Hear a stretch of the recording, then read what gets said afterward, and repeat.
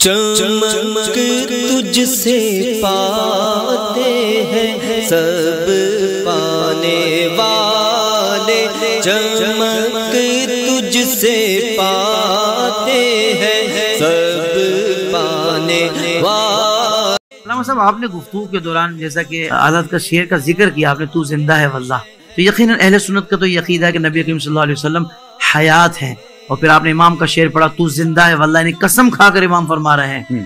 تو حضرت یہ ارشاد فرمایا کہ اگر تو نبی زندہ ہیں اور یقیناً ہیں تو زندہ کو تو کوئی دفن نہیں کرتا۔ لوگ یہ کہتے ہیں کہ بھئی صحابہ نے پھر تدفین کیوں کی نبی کریم صلی اللہ علیہ وسلم کی، یہ ایسی باتیں ان کے ذہنوں میں آ رہی ہوتی ہیں حضرت، اب آ ہی گئی ہے تو میں چاہوں گا کہ جواب بھی دے کر ان کی تسلی کر دیں۔ یہ بہت اچھا سوال کیا آپ نے، اور دور حاضر کی یہ ضرورت بھی ہے۔ جی، مطلب یہ کہ نبی پاک اگر زندہ ہیں تو پھر صحابہ نے دفن کیوں کیا؟ میں نے کہا ساری چھوڑ دیں آپ، شہید زندہ ہوتا ہے؟ کہا بالکل۔ تو میں نے کہا جتنے کائنات میں شہید ہوئے دفن کیا کہ نہیں کیا؟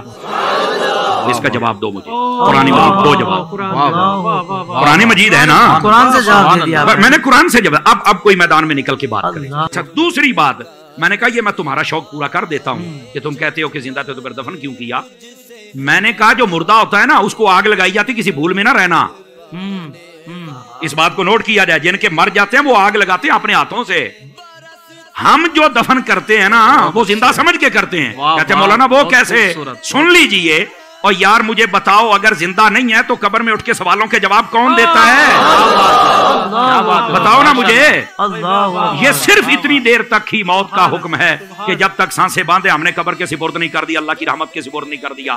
اس نے یہ جہان بدلنا ہے، برزخی دنیا میں جانا ہے، سمجھ آ رہی ہے؟ اور اس کو کہتے ہیں برزخی حیات۔ یہ بھی میں آسانی کر دوں، بہت اچھے، سمجھ آ رہی میری بات کی؟ لیکن یہ کہنا کہ زندہ کو دفن کو نہیں کرتا، یہ تمہیں کس نے کہا ہے؟ اور میں نے کہا یار بتاؤ، دیکھیں جب فصلیں ہمارے ہاں کاشت کی جاتی ہیں نا، مثال کے طور پر مکئی، ہم جب اس کو کاشت کرتے ہیں تو جب اس کا بیج نکالتے ہیں نا تو ہم پہلے اس کی چھانٹی کرتے ہیں، جو دانے خراب ہوتے ہیں ان کو سائڈ پہ کر دیتے ہیں، جو صحیح ہوتے ہیں ان کو سائڈ پہ کر دیتے ہیں۔ خراب دانوں کو ہماری بولی میں کہتے ہیں مرے مرے نے، تو کہتے ہیں مریا نو سٹ دے ہو، انہاں نو پورن دا کی فائدہ ہے؟ آ جڑے چنگے نے انہاں نو پورو کچھ نکلے گا تے صحیح نا۔ اس کا مطلب ہے اگر یہ دیہاتی لاجک سے بھی دیکھا جائے نا تو زندہ کوئی دفن کیا جاتا ہے، مردے کو کوئی نہیں دفن کرتا ہے۔ سائنس سے لے کر دیہات، و دیہات سے سائنس نے ہر زاویے سے ہم نے سمجھا دیا۔ دیکھیں نا، ہم نے قرآن سے بات شروع کی ہے نا، ہم دائیں بائیں تو جا ہی نہیں سکتے۔ کیا کہنے، اور پھر یہ بھی ایک ویسے بھی بڑی عجیب و غریب، وہ وہاں کیسے زندہ ہر طرف سے بند ہے؟ تو میں ان سے سادہ سوال کر لیتا ہوں، میں نے کہا بتاؤ یہ جو چوزا ہوتا ہے یہ انڈے سے 21 دن کے بعد نکلتا ہے؟ کہا بالکل۔ تو میں نے کہا بتاؤ یہ 21 دنوں تک کون سا سوراخ ہوتا ہے جہاں سے کوئی ہوا شوا جاتی ہے، کاربن ڈائی آکسائڈ جاتی ہے، کہاں سے آکسیجن جاتی ہے؟ تو کہتا نہیں یار تو مردہ نکلتا ہے، کہا نہیں زندہ نکلتا ہے۔ کیسے زندہ رہا؟ کہتا یہ تو نہیں پتا۔ تو میں نے کہا پتا ہوتا تو سنی نہ ہوتا، پتا ہوتا تو سنی نہ ہوتا۔ بھئی جو رب ایک چوزے کے لیے سب انتظام کر سکتا ہے وہ مدینے کے تاجدار کے لیے نہیں کر سکتا۔ وہ زندہ ہیں، ان کی زندگی کی تمہیں نہیں سمجھ آئی تو ایک الگ بات ہے۔ تو زندہ ہے واللہ، تو زندہ ہے واللہ، میرے چشم عالم سے چھپ جانا۔ سبحان اللہ، سبحان اللہ۔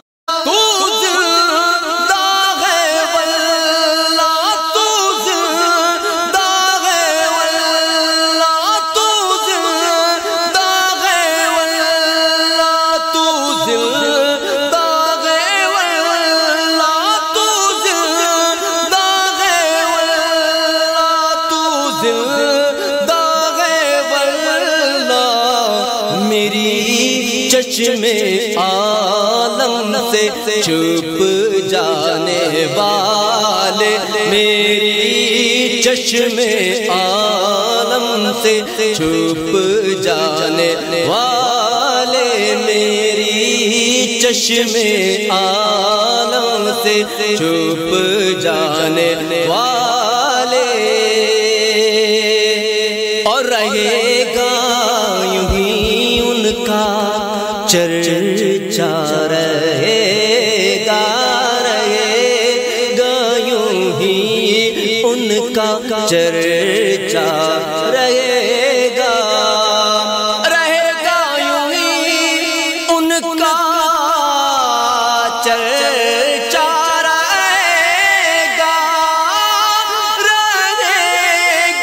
یوں ہی، ہاں رہے گا یوں ہی ان کا چرچا، رہے گا پڑے خاک ہو جائیں جل جانے والے، پڑے خاک ہو جائیں جل جانے والے، رضا